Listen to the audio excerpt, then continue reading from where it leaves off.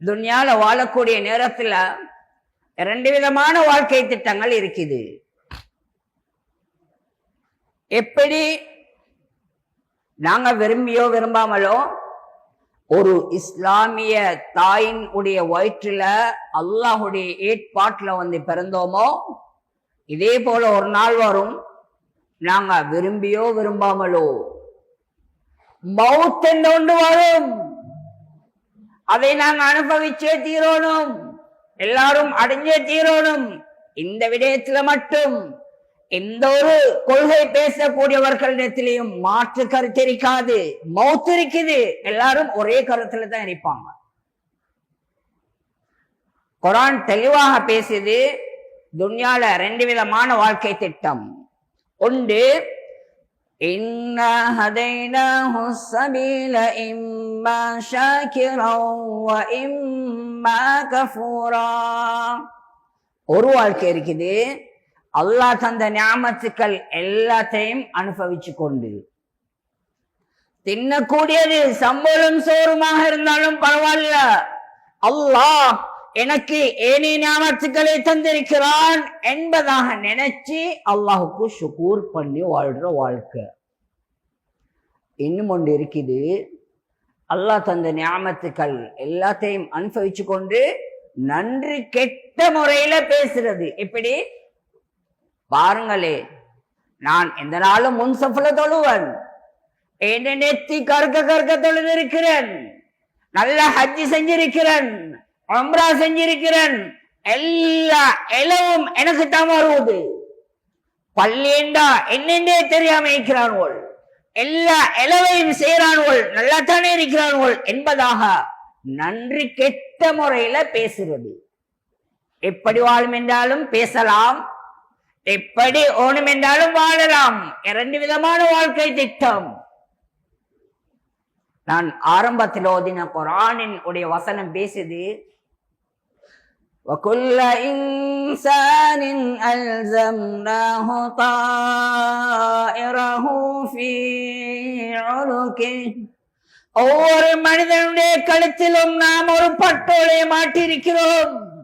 அந்த பட்டோலையில وَكُلُّ شَيْءٍ فَعَلُوهُ فِي الزُّبُرِ, செய்யக்கூடிய எல்லாமே பதிவாகிக் கொண்டே இருக்குது. مَا يَلْفِظُ مِنْ قَوْلٍ إِلَّا لَدَيْهِ رَقِيبٌ عَتِيدٌ. ரகீப், அதீத் அலைஹிமுஸ்ஸலாத்து வஸ்ஸலாம், இந்த ரெண்டு பேரும் பதிவு செய்யாம எந்த ஒன்றுமே நடக்காது. எல்லாம் பதிவாகிக் கொண்டே இருக்குது. எந்த அளவுக்கு? وَكُلُّ صَغِيرٍ وَكَبِيرٍ مُسْتَقَرٌ. செய்யக்கூடிய சின்ன விடயங்களும் பதிவாகுது, பெரிய விடயங்களும் பதிவாகுது, எல்லாம் பதிவாகிக் கொண்டே இருக்குது. وَنُخْرِجُ لَهُ يَوْمَ الْقِيَامَةِ. கயாமத்துடைய நாளையில அல்லாஹ் அதை வெளியாக்குவான். பதிவிடப்பட்ட பதிவாக்கப்பட்ட எல்லா விடயங்களையும் வெளியாக்குவான்.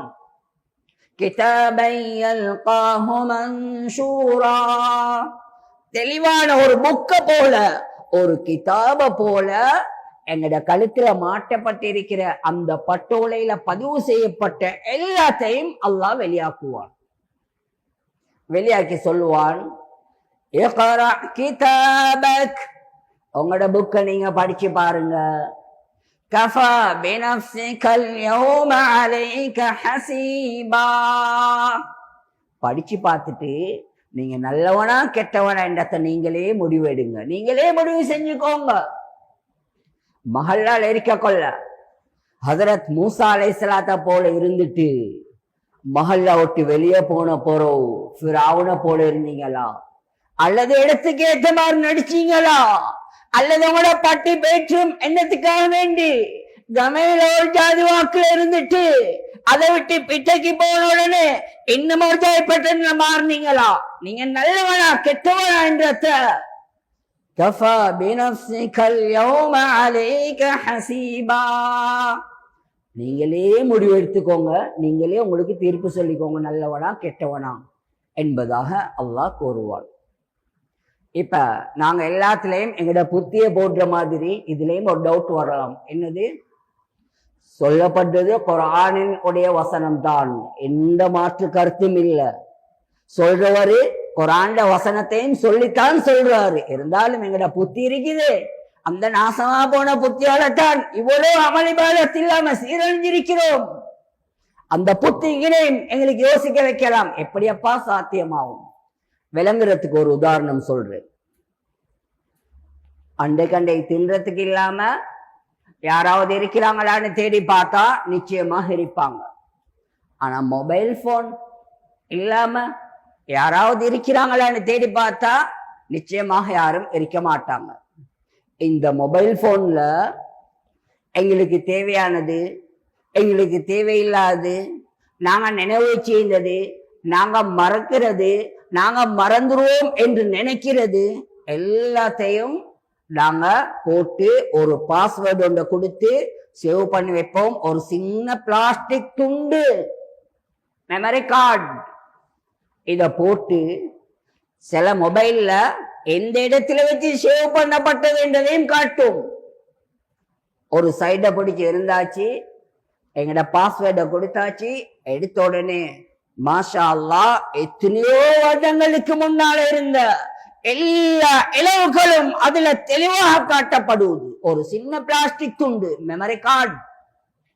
நான் கேட்கிறேன், எவ்வளோ வருடங்களுக்கு முன்னால செஞ்ச எல்லாத்தையும் இந்த பிளாஸ்டிக் துண்டு மெமரி கார்டுல சேவ் பண்ணி எங்களுக்கு தெளிவாக பார்க்க ஏழுமான இந்த நாலேஜ தந்த அல்லாஹுக்கு நாங்க பிறந்தத்திலிருந்து மௌத் வரைக்கும் நாங்க செஞ்சத்தை கொண்டு வரையலாவா?